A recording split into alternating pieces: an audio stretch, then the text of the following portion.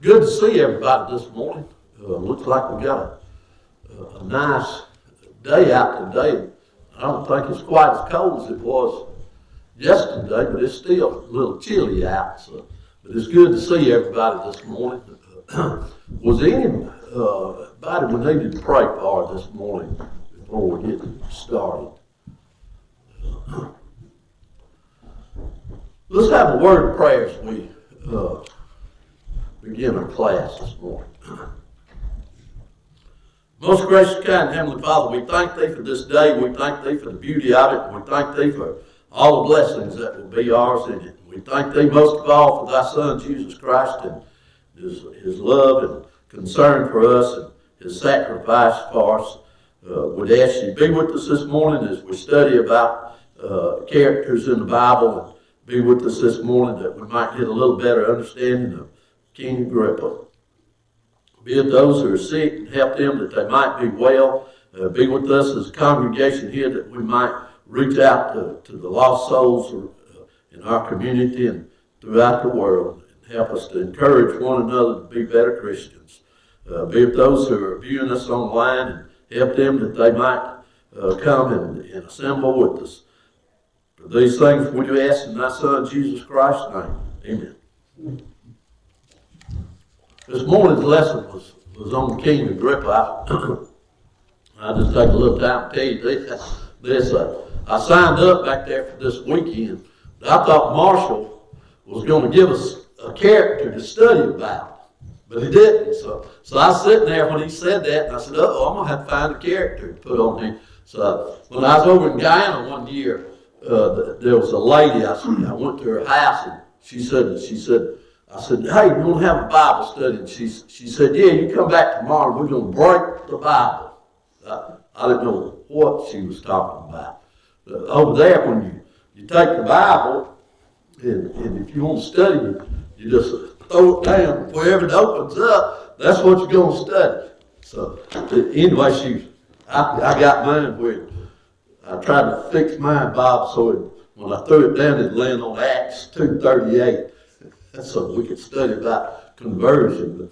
But anyway, I was sitting back there, and I thought, when Marshall said he didn't have a character, I said, I'm going to open my Bible. The first one to come to, that's who I'm going to have a character study on. And it was King Agrippa. So that's what we're studying, King Agrippa. But you can't hardly talk about King Agrippa without talking about the Herod family. Back during and I got a lot of this information out of different books. There's little pieces about all these folks, and if I get something a little wrong here, it's not my fault. It's because they didn't put all that stuff together in one book. So, but anyway, a lot of this is not from the Bible. It's just history's account. Most of it hopefully is from the Bible. But anyway, back during the Maccabean revelation of 167 BC, the Herod family lived south of Judea in Idumea. Is that the way you pronounce that yet? Close enough. Idumea. But at that time they were forced to become Jews or become part of the Jewish nation. Years later, and after several wars and political moves, Herod the Great was named the King of the Jews. Our king at that time, he was named by the Roman Senate to be King of the Jews. But at that time,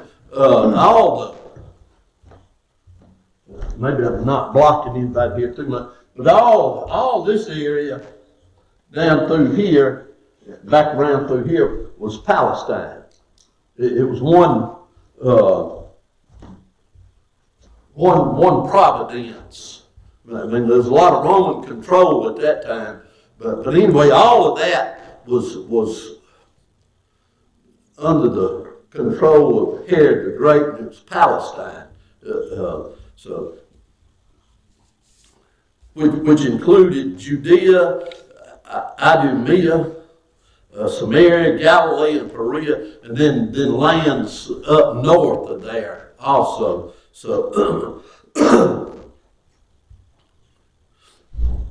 the Jews didn't like Herod being their king. They considered him a foreigner, and he wasn't.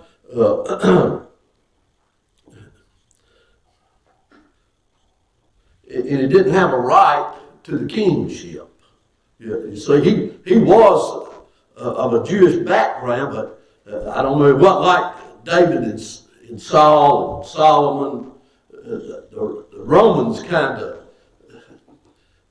I don't know, they took control over battles, and the Romans appointed them. They had to have Roman approval. But anyway, the Jews didn't like him being king. He was a ruthless leader, and he administered a police state. So in his later years, family troubles dominated his life, and he became very paranoid. He was very scared of losing his providence or his dynasty. He had his wife and his mother-in-law put to death. And then later, he, on suspicion of treason, he put 3 of his sons to death, just on suspicions. So he was a ruthless leader. I read somewhere where it was reported that Augustus Caesar said he would rather be Herod's pig than one of his sons. So that's a terrible thing for somebody to think about another person.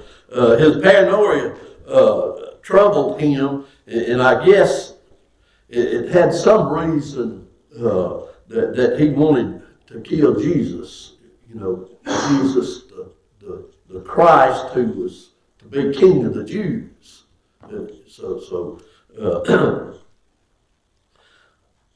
When the wise men, if you remember, when the wise men sought Christ and did not return to tell Herod the Great about the whereabouts of Christ, he went up and he had all the children 2 and under killed in Bethlehem because he knew that's where Christ was. But anyway, he was a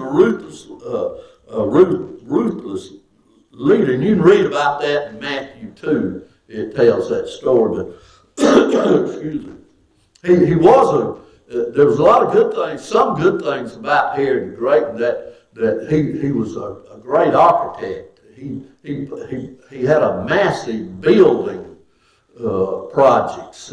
One of the things we probably remember the most is Herod's temple. He rebuilt the temple there in Jerusalem, and it stood. It was a lot of years in the making, but it stood until AD 70 when the Romans tore it down.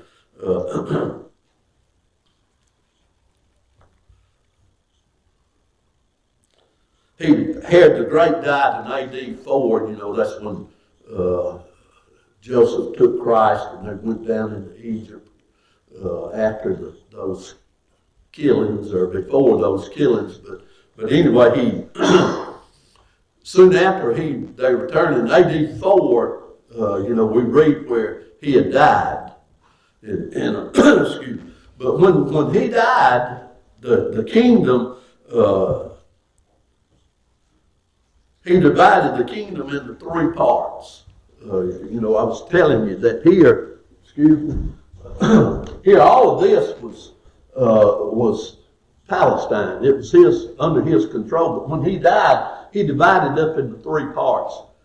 He had 3 sons, which one took the land of Judea here, which was Samaria, Judea, and Idumea.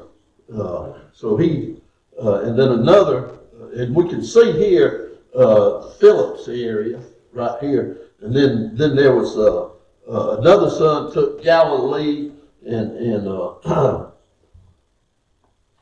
Perea, which is divided into three parts now. This and this area, this area here, and this area. But at that time it was three. It was instead of just Judea, it was Amua and Samaria and Judea. So he divided the kingdom at that time. Now we'll look at just three of his sons here for just a few minutes. But Archelaus reigned as king over Judea, Idumea, and Samaria from Jerusalem. You see, Jerusalem was the headquarters at that time of the government and Jewish people. His mama was a Samaritan woman. He had two sons which reigned after him, Herod Agrippa the first, and then Herod Agrippa the second, who is King Agrippa, who is the King Agrippa who appeared before Paul in Acts 25, and that's who our character study is about today. And we'll get into that here in just a few minutes, but I think during the reign of Archelaus that they, it was kind of interesting to learn all this stuff. This map that get the Caesarea in Jerusalem. Jerusalem is here. At his time, that's where all that was kind of the capital of all the Romans' doings and Jewish doings, but later it was changed, and Caesarea became the main city for the Romans to conduct their government work. And that's why I could kind of see that and wondered about it over the years, why they would go to Caesarea, leave Jerusalem. But it was because it was under Roman control. But he moved it to Caesarea, and Jerusalem was still the main center for the Jews. After 10 years, Archelaus was banished as king, and afterwards the Roman government brought the three provinces together as one, referring to them as Judea. Which under Archelaus there was three. There was Samaria and Judea and Amua.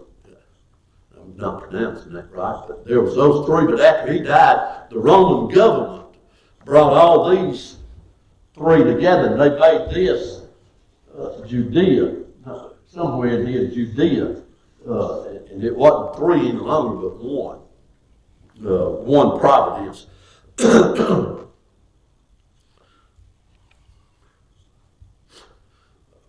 From what I can gather, and Garrett, you may know more about this than I do, but from what I can gather, after Archelaus died, and Agrippa, Herod Agrippa, they took on that name Herod. Agrippa became king at that time.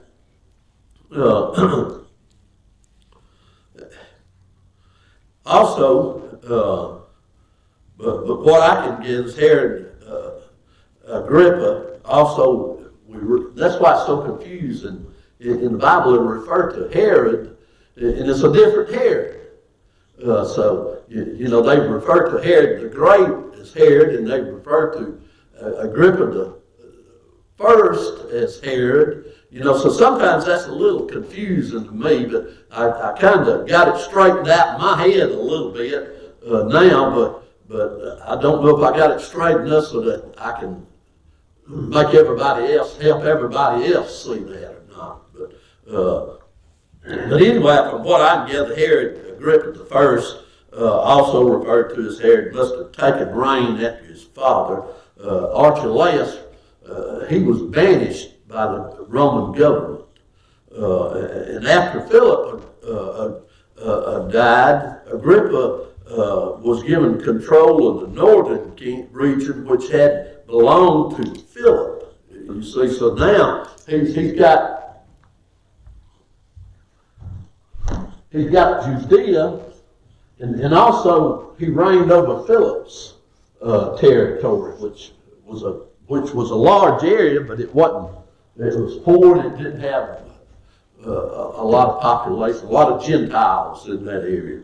But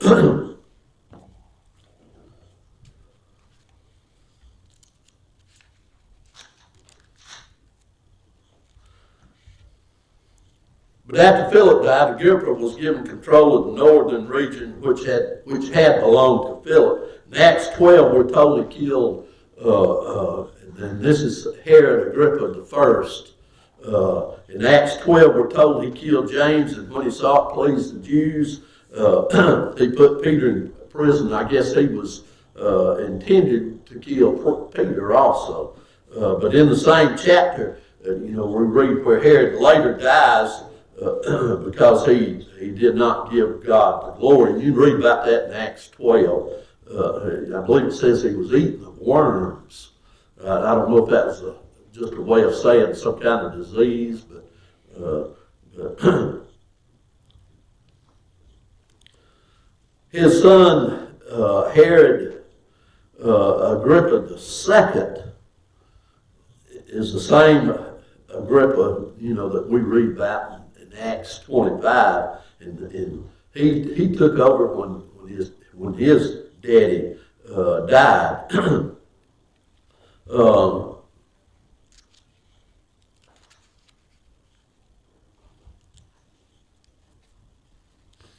Also, there was, about this time, Pontius Pilate. It said, I was reading where after 3 governors, Pontius Pilate became the governor. He was Pontius Pilate like Festus, and he was the Roman governor. Which they had 2 controlling parties. One was the Jews, which they couldn't look after the land of that was brought about in Saul and David's time. But they also were under Roman control, and there were governors which ruled the land. Pontius Pilate was one during the days of Christ, So, and it was he who authorized the execution of Christ. If you read back there and remember, he went before Pontius Pilate, but Pontius Pilate also took him before one of the Jewish leaders. But Herod Antipas, we were talking about this, how this region of Palestine was divided into 3 parts, and Archelaus gave it to his 3 sons. And that we just talked about the first one, King Agrippa, or Herod Agrippa the first. And then Herod Antipas, Archelaus, his brother, ruled over Galilee and Perea, which is up in the north, up in this area here, and down into there.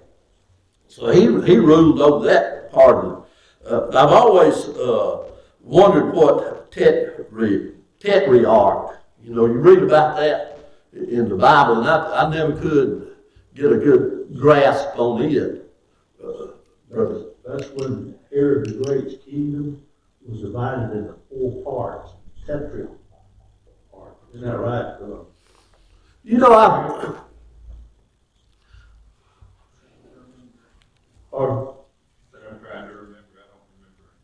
I read that where and I got a little note here about it, is that the Tetrarch was, where they divided, it was Providence that was divided into 4 parts, but I couldn't find but 3.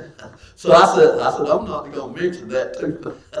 but anyway, that's all I could find was 3 of his sons that took part a part of that providence, but it's a divided a leader who is over a divided providence or a territory.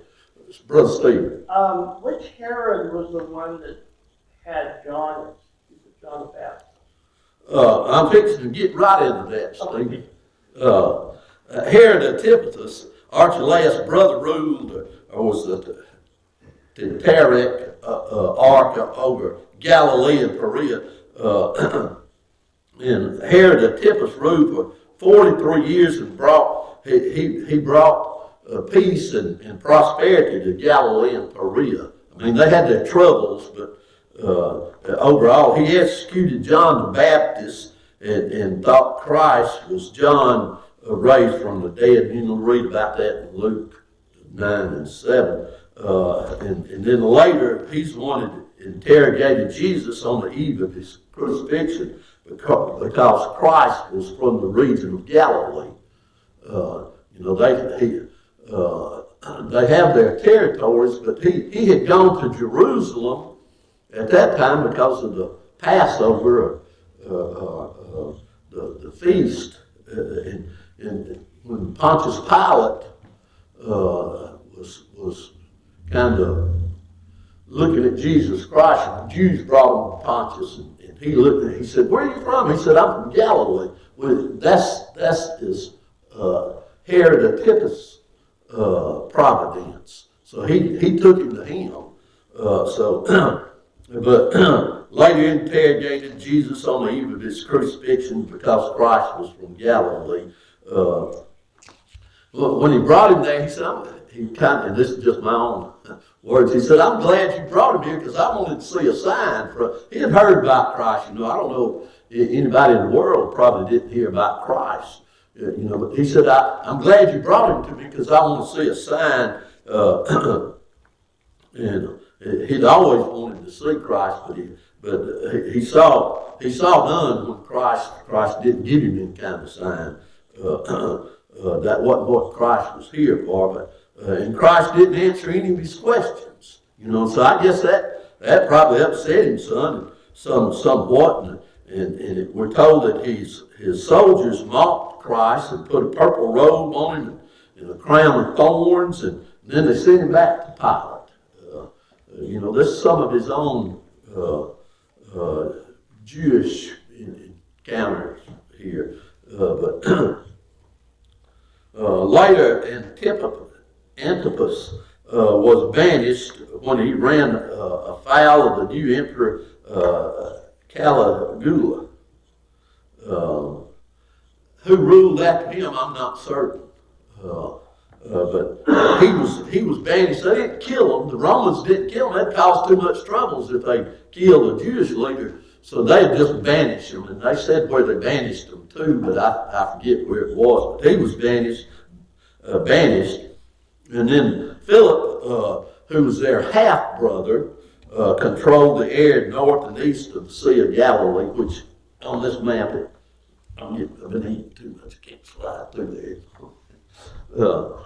But on this map, you see his region. It went on out and maybe up this way, but it was a very large area that he had. It was a poor area and mostly made up of Gentiles and not Jews. Which Gentiles, through the Romans, they were beginning to occupy a lot of Palestine. So I think if you look at some of Jesus' miracles, they were performed in that area. I think some of Jesus' miracles were performed in that area because I remember Galilee are up in that area where the Gentiles were, and I think that's because he cast out the demons from this demon-possessed man, and the demons asked him, "Hey, can we go into this herd of swine, this herd of pigs?"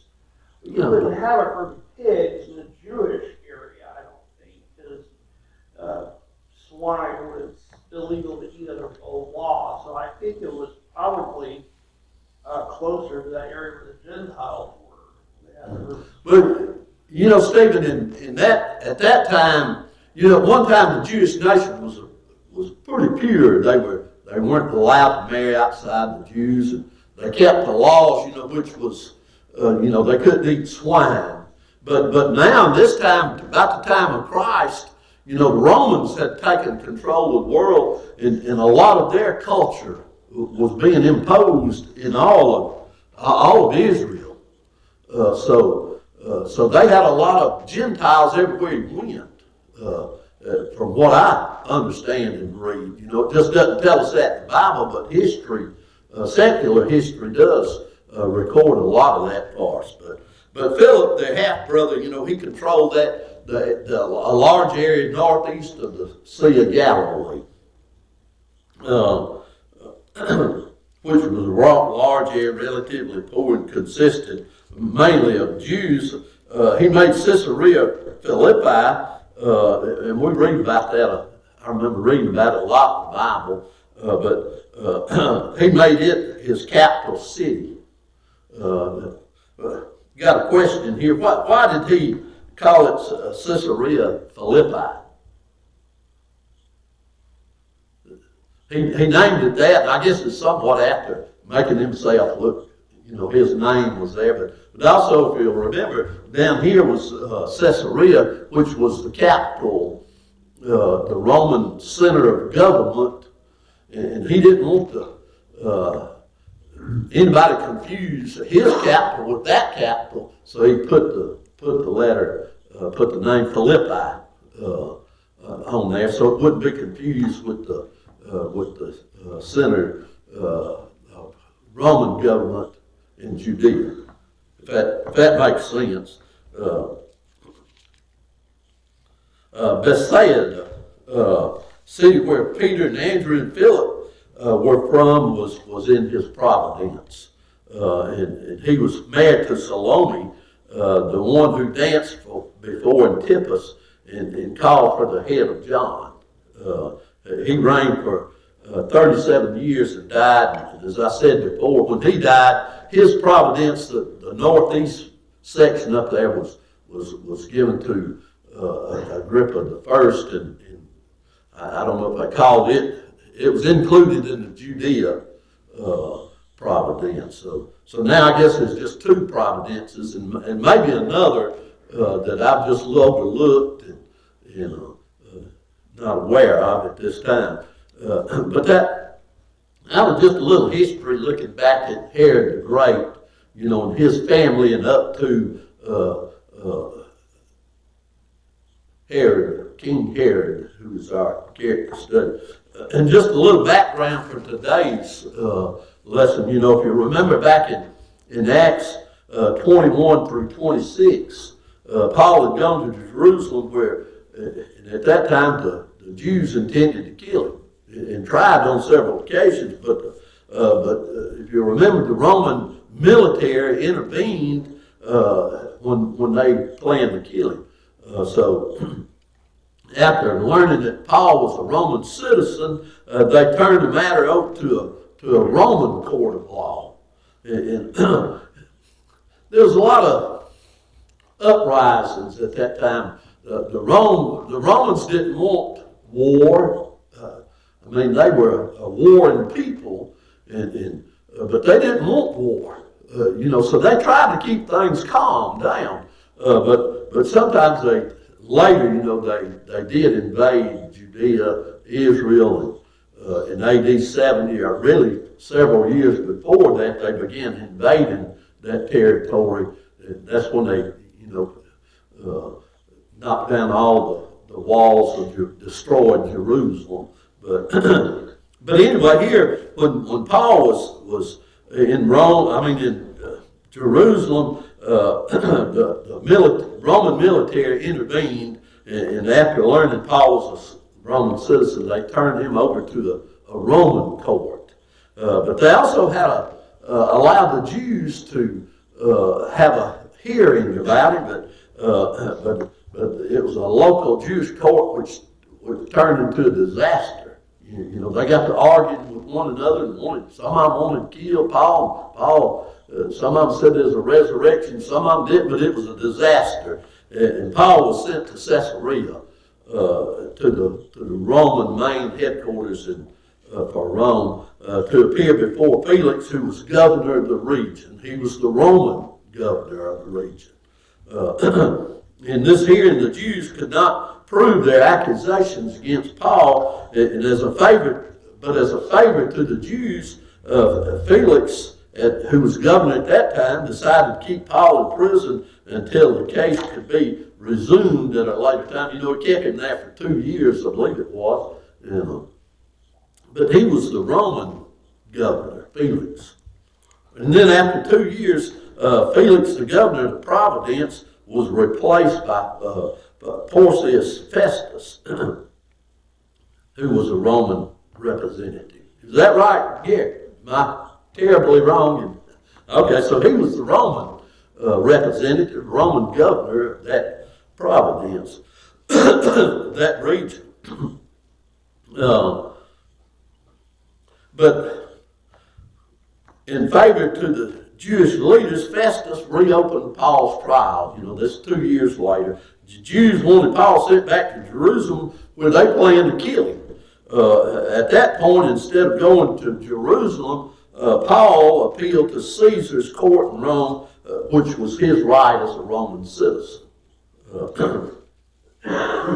But before being sent to Rome, King Agrippa came to Caesarea, and Festus told him about the case with Paul and the Jews. Remember that King Agrippa is Herod Agrippa II. So he's I guess you could say a king of the Jews, or however you want to put that. But Festus told Agrippa he found nothing about Paul worthy of death or going to prison, but he would like Agrippa to hear the case because when he sent him to Rome, he didn't know what kind of charge to charge him with. King Agrippa, who was of a Jewish background, and represented the Jews, agreed to hear the case. After hearing the case against Paul, Agrippa said he could have been set free had he not appealed to Caesar.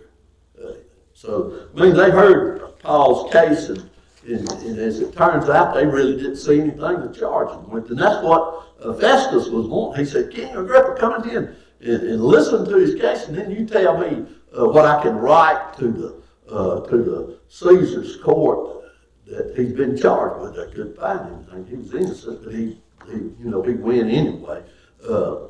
And just to kind of look at some of the highlights of our just some key verses from our study today that includes King Agrippa. Very little in the Bible about King Agrippa, but I'm missing the page. I tell you what, they like a bit of killing in Brent.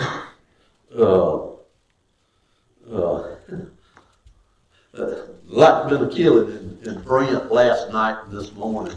I'd been working on this, and I went to print that computer. Got a brand new computer and almost brand new printer.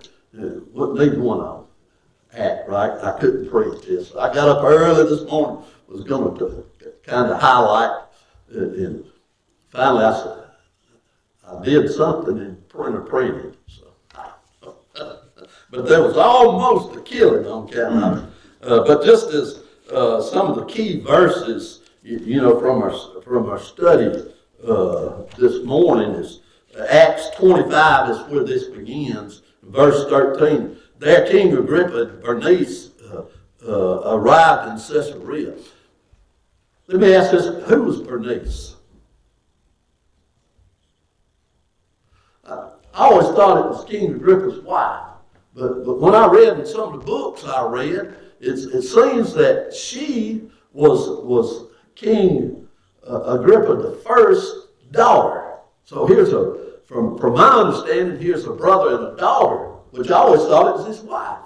But anyway, it was She was the daughter of Herod Agrippa I and sister to King Agrippa, from what I can understand here.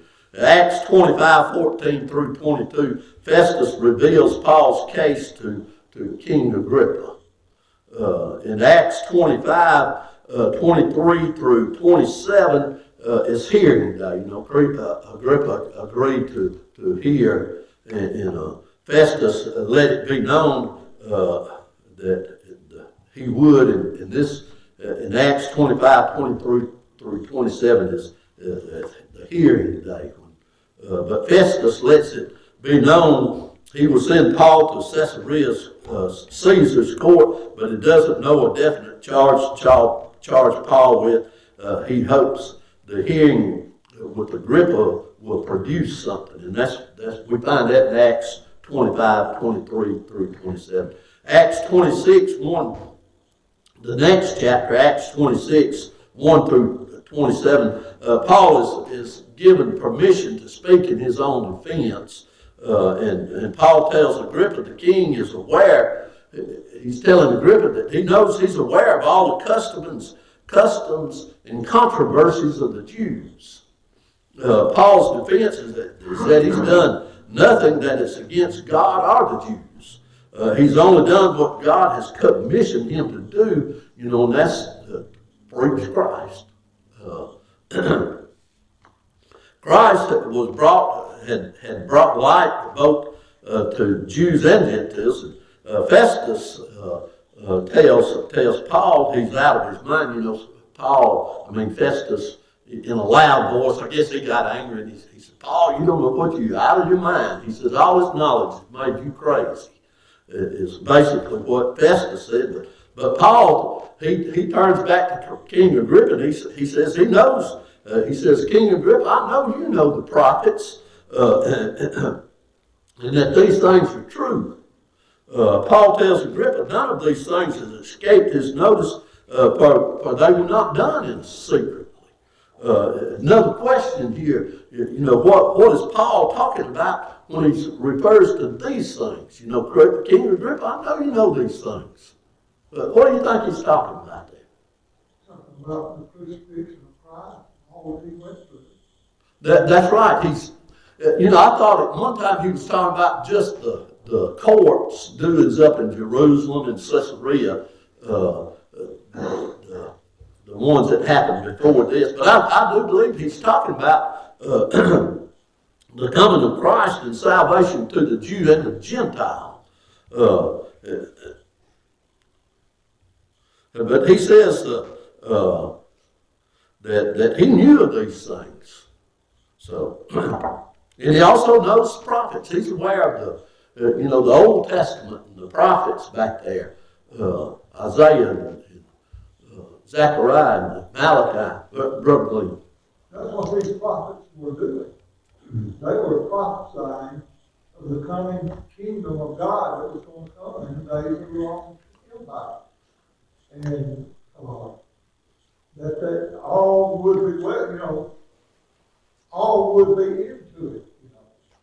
And Isaiah talks about every, all languages, and everybody was going to know about it. So therefore, that's what he's talking about. It wasn't done in a corner or hidden. It was done before public, and people knew it. It wasn't something privately done. It was openly done. So, what's that statement? Miracles were done in public too. All kinds of things the prophecies were fulfilled, today, if we have a president that doesn't know the history of the United States or, our customs, and something's wrong, so he's telling King Agrippa here, these things. So they weren't done in secret. Then Acts 26 and 29, Agrippa replies, and in a short time, if you'll remember this, we probably all remember, where, they say, Agrippa said, you almost saved me, Paul, to become a Christian. But in Acts 26 and 29, Agrippa replies, in a short time would you persuade me to be a Christian? And then Paul answered him and this was a English Standard Version, I believe, where Paul said whether it took him a long time or a short time, he wished all would be like him except for the chains. So in Acts 26, 30 through 33, they all agree, all those who were with King Agrippa and Pontius Pilate and that people that sat with them, they all agreed Paul had done nothing deserving of death or imprisonment, and that he could have been set free had he not appealed to Caesar. I wanted to read something here. I know we always talk about that at the end there, which says Paul, and maybe I can get Garrett to comment on this if we have time.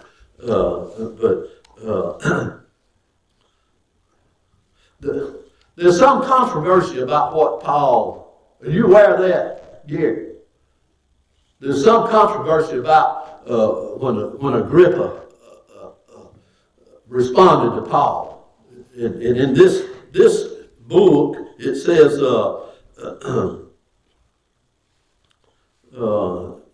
there are those who affirm that the original language indicates clearly that Agrippa interrupted Paul to warn him that he was going too far, presenting that he was admitting his arguments.